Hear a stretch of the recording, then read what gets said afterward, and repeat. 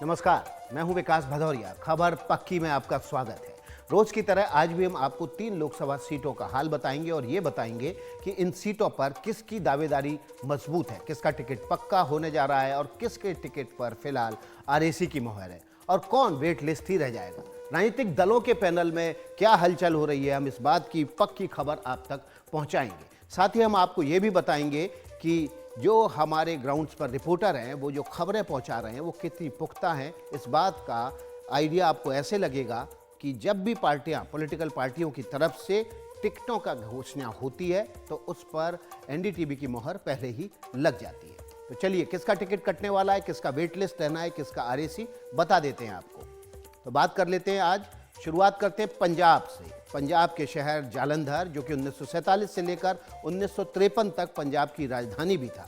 Jalandhar sports city of India कहा जाता है और ये दुनिया में खेल के साजो सामान के उत्पादन का सबसे बड़ा केंद्र है। ये शहर चमड़े, रबड़, बिजली के सामान और ऑटोमोबाइल्स के कल पुर्जों के लिए भी जाना जाता है। यहाँ 2019 में बने कांग्रेसी सांसद संतोख सिंह चौधरी का पिछले साल निधन हो गया था, जिसके बाद 2023 में उपचुनाव हुए और 2023 में जो उपचुनाव हुए उसमें आम आदमी पार्टी के सुशील कुमार रिंकू यहाँ से सांसद चुने गए। उन्होंने कांग्रेस के करमजीत कौर चौधरी को हराया था, जो पूर्व सांसद संतोख सिंह की पत्नी है। 2023 में यहाँ 8,87,000 से ज़्यादा वोट पड़े थे।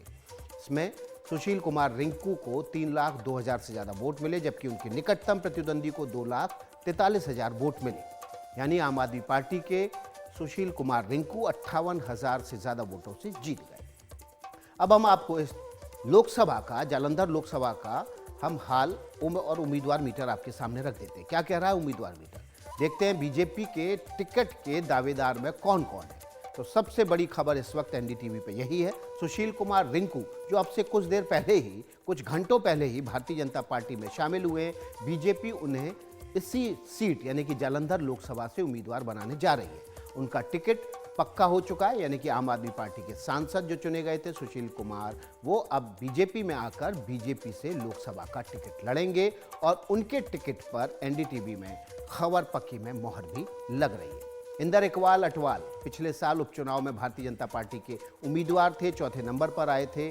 सुशील कुमार रिंकू के पार्टी में शामिल होने के बाद उनको अब उनकी दावेदारी कमज़ोर हो गई है और ये इनका टिकट फिलहाल यहाँ से वेट लिस्ट ही रहना है। फिल्लौर विधानसभा के पूर्व विधायक अविनाश चंद्र भी अपनी भारतीय जनता पार्टी से दावेदारी पेश कर रहे थे। अब उनको यहाँ पर वेट लिस्ट ही रहना पड़ेगा, उनका टिकट भी फिलहाल वेट लिस्ट रहेगा। अब हम आपके सामने पंजाब की दूसरी पार्टियों के दावेदारों के नाम भी रख देते हैं। पंजाब अनुसूचित जाति आयोग के पूर्व अध्यक्ष राजेश बाघा, जालंधर सीट से इनका नाम भारतीय जनता पार्टी की तरफ से था, लेकिन ये भी अब वेट लिस्ट रह जाएंगे और टिकटार्थियों के लिस्ट में लंबी कतार में बस ये एक टिकटार्थी बनकर रह जाएंगे। अब इस सीट से दूसरे दलों के उम्मीदवार कौन कौन है, दावेदार कौन है, ये आपके सामने रख देते हैं। कांग्रेस की तरफ से सबसे आगे जो नाम चल रहा है वो पूर्व मुख्यमंत्री चरणजीत सिंह चन्नी का है। 2021 में कैप्टन अमरिंदर सिंह को हटाने के बाद चुनावों में पहले कांग्रेस ने इन्हें मुख्यमंत्री पद पर बिठाया था, लेकिन 6 महीने तक ही ये पद पर रह पाए। चरणजीत सिंह चन्नी को जालंधर से कांग्रेस लोकसभा का उम्मीदवार बना सकती है। इनकी दावेदारी यहाँ पर मजबूत मानी जा रही है। इसके अलावा करमजीत कौर चौधरी, जो कि पूर्व सांसद चौधरी संतोख सिंह की पत्नी है, उनके निधन के बाद पिछले उपचुनाव में वो कांग्रेस की उम्मीदवार थी, उनकी दावेदारी भी यहाँ पर मजबूत मानी जा रही है। अब आपके सामने रख देते हैं जालंधर सीट से 2009 में सांसद रहे और 3 बार के विधायक पंजाब के पूर्व मंत्री मोहिंदर सिंह का नाम, मोहिंदर सिंह केपी, ये भी यहाँ से कांग्रेस से मजबूत दावेदारी पेश कर रहे हैं। कांग्रेस के वरिष्ठ नेता हैं और पंजाब कांग्रेस समिति के अध्यक्ष भी रह चुके हैं। अब आपके सामने शिरोमणि अकाली दल से कौन कौन दावेदारी पेश कर रहा है, उन दावेदारों के नाम भी रख देते हैं।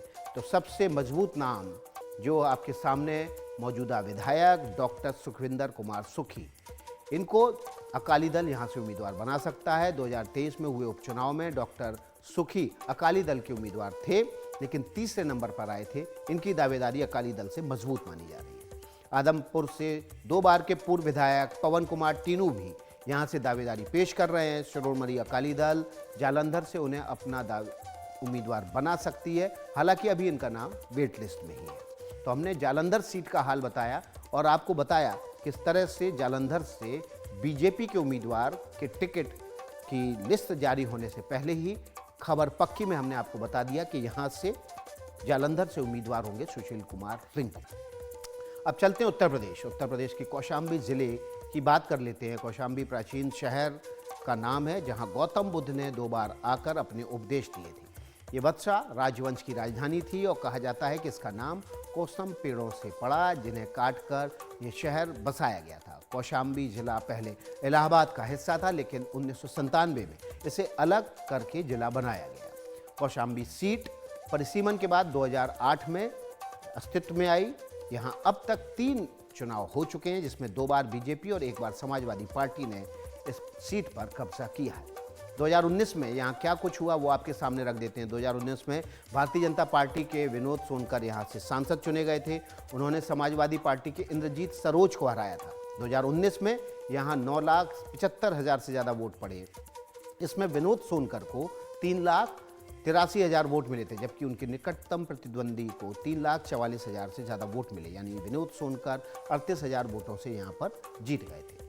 अब इस कौशाम्बी लोकसभा सीट के उम्मीदवार मीटर की जानकारी आपके सामने रख देते हैं। क्या कह रहा है उम्मीदवार मीटर? कौशाम्बी लोकसभा में भारतीय जनता पार्टी की तरफ से कौन कौन दावेदार है?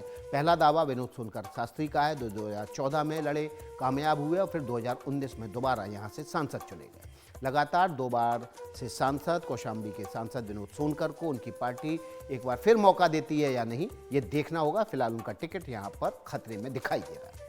प्रयागराज के 12 से मौजूदा विधायक वाचस्पति, जो अपना दल एस के नेता हैं, उन्हें भी यहां से टिकट मिल सकता है। वाचस्पति कौशाम्बी जिले के सिराथू विधानसभा से 2 बार विधायक रह चुके हैं। पहली बार बहुजन समाज पार्टी से विधायक बने थे और दूसरी बार समाजवादी पार्टी से उपचुनाव में 2014 में वे यहां से जीते थे।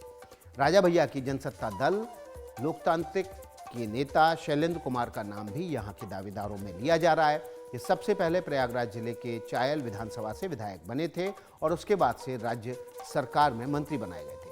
फिर समाजवादी पार्टी से 3 बार सांसद रह चुके हैं। 2014 में समाजवादी पार्टी से चुनाव लड़े और हार मिली थी। समाजवादी पार्टी ने लोकसभा का मुख्य सचेतक पद पर भी इन्हें तैनात किया था। इस सीट से समाजवादी पार्टी के कौन उम्मीदवार होंगे, ये भी आपके सामने रख देते हैं। पहला नाम इंद्रजीत सरोज का है, जो बहुजन समाज पार्टी में मंत्री के पद पर रह चुके हैं। 4 बार मंझनपुर विधानसभा से विधायक बने और अब समाजवादी पार्टी में। पिछली लोकसभा के लिए भी समाजवादी पार्टी से चुनाव लड़े थे, लेकिन हार का सामना करना पड़ा था। इस बार इनकी दावेदारी यहां से मजबूत मानी जा रही है। अगला नाम समाजवादी पार्टी की तरफ से मतेश चंद्र सोनकर का, जो बहुजन समाज पार्टी से सिराथू विधानसभा के विधायक रह चुके हैं। एक बार फिर समाजवादी पार्टी से राज्य में मंत्री रह चुके और अब वो समाजवादी पार्टी की तरफ से कौशाम्बी लोकसभा से टिकट मांग रहे हैं। तो ये हमने आपके सामने रखी 2 सीटों का हाल और आपको बताया कि किस तरह से यहाँ पर विनोद सोनकर का टिकट फिलहाल खतरे में दिखाई दे रहा है। लेकिन अगले कुछ दिनों में बीजेपी जो सूची जारी करेगी, उससे साफ हो जाएगा कि यहाँ से कौन बीजेपी अपना उम्मीदवार उतारती है। आगे देखेंगे मछली शहर का हाल, कौन बना उम्मीदवार, किसका कटा टिकट।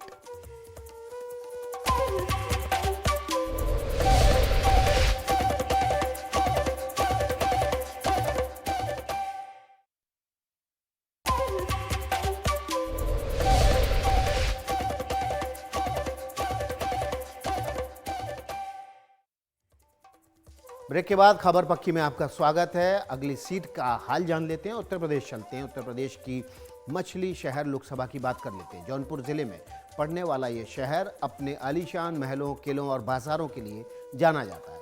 मछली शहर की आबादी हिंदू और मुसलमानों में लगभग आधी आधी बटी हुई है। ये शहर राजनेता और पूर्व राज्यपाल माता प्रसाद और शायर सलाम मछली शहरी का इलाका है। यहाँ के सियासी माहौल पर एक नज़र फेरते हैं और देखते हैं कि 5 साल पहले यहाँ का राजनीतिक मिजाज क्या था।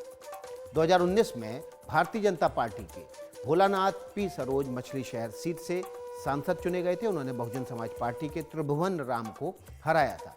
2019 में यहाँ 10,34,000 वोट पड़े थे। इसमें बीपी सरोज को 4,88,000 वोट मिले थे, जबकि उनके निकटतम प्रतिद्वंदी को 4,88,216 ही वोट मिले थे। यानी कि वोटों का जो अंतर था वो कुछ 100 था और भारतीय जनता पार्टी ने यहाँ पर 181 वोटों से जीत दर्ज की थी।